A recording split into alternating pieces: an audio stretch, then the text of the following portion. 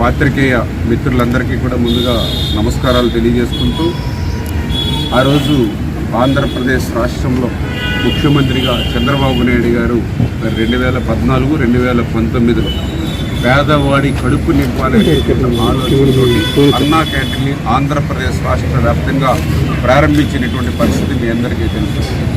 ఉదయం 5 రూపాయలు పెడితే టిఫిన్, మధ్యాహ్నం 5 రూపాయలు పెడితే భోజనం, సాయంత్రం 5 రూపాయలు పెడితే భోజనం.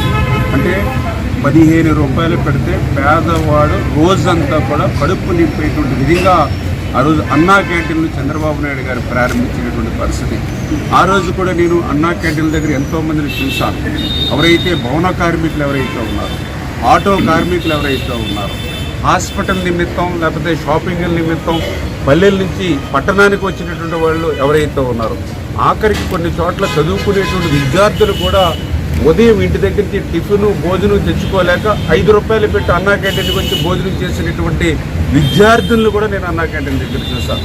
మరి ఇంతమంది కడుపు నింపేటువంటి అన్నా క్యాంటీన్ని ఆ రోజు 2019లో ప్రభుత్వం మారిన తర్వాత జగన్మోహన్ రెడ్డి కర్కసత్వంతో, రాక్షసత్వంతో అన్నా క్యాంటీన్ని రద్దు చేయడం అంటే పేదల మీద కక్ష సాధించినటువంటి మానవత్వం లేనటువంటి వ్యక్తిగా ఆ రోజు నేను జగన్మోహన్ రెడ్డిని చూసినటువంటి స్థితి.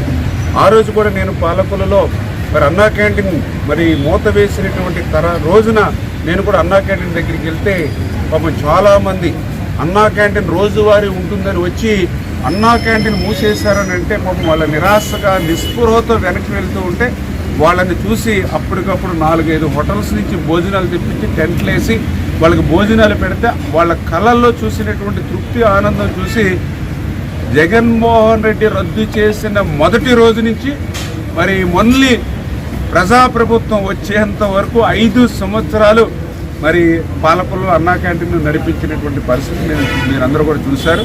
అదేవిధంగా మన వాసి గారు కూడా మన రాజమండ్రిలో మరి 2 క్యాంటీన్లు, అన్నా క్యాంటీన్లు మరి ఈయన కూడా మరి సొంత ఖర్చులతోటి దాతల సహకారంతో అందరం కూడా చేశాం. తద్వారా ఆంధ్రప్రదేశ్ రాష్ట్రంలో తెలుగుదేశం పార్టీ శ్రేణులు, ఎన్ఆర్ఐ అంటే ఆ పేదలకు సాయం చేయాలనే ఆలోచనతో ఆ రోజు మరి 5 సంవత్సరాల రాక్షస ప్రభుత్వంలో పేదల కడుపు నింపినటువంటి పరిస్థితి మీరు అందరూ కూడా చూశారు.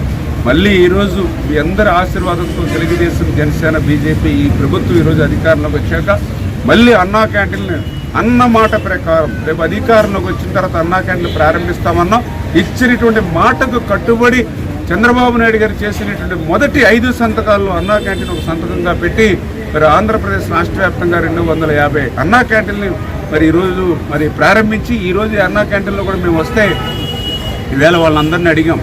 మరి ఎక్కడెక్కడో సుదూర ప్రాంతాల నుంచి వచ్చాము, హాస్పిటల్ పని నిమిత్తం వచ్చాము. నిజంగా 5 రూపాయలకి ఇంత రుచికరమైనటువంటి భోజనం, 5 రూపాయలకి ఇంత వేడివేడిగా భోజనం, 2 రకాల కూరలు, పచ్చడి, సాంబారు, పెరుగుతో. ఇప్పుడు ఒక ఆమె చెప్పింది, మా ఇంట్లో మేము వండుకున్నా కూడా ఇంత రుచిగా ఉండదని ఒక ఆమె చెప్పినటువంటి పరిస్థితి. ఈ రకంగా ఏదైతే వాళ్ళ దగ్గర నుంచి వచ్చినటువంటి ఫీడ్బ్యాక్ చూస్తూ ఉంటే చాలా ఆనందం, సంతోషం కలుగుతున్నటువంటి పరిస్థితి. అదేవిధంగా నేను కూడా ఏదైతే మరి స్థానిక శాసనసభ్యులు వాసు గారితో కలిపి మేము కూడా అన్నా క్యాంటీన్ని ఇక్కడ జరుగుతున్నటువంటి పనులు కూడా చూస్తూ స్వయంగా నేను కూడా భోజనం చేయడం జరిగింది. చాలా తృప్తిగా, చాలా సంతోషంగా, ఎంతో హాయిగా, మరి వాస్తవం చెప్పాలని అంటే చాలా టేస్టీగాను వేడివేడిగా భోజనం నేను కూడా వాళ్ళతో పాటు చేసినటువంటి పరిస్థితి. అదేవిధంగా భోజనం వడ్డించే దగ్గర నుంచి మళ్ళీ భోజనం ప్లేట్లు కడిగేంత వరకు కూడా దగ్గరుండి చూస్తే చాలా శుచిగా, చాలా శుభ్రతతో పర్యవేక్షణ కూడా చేస్తూ ఉన్నారు.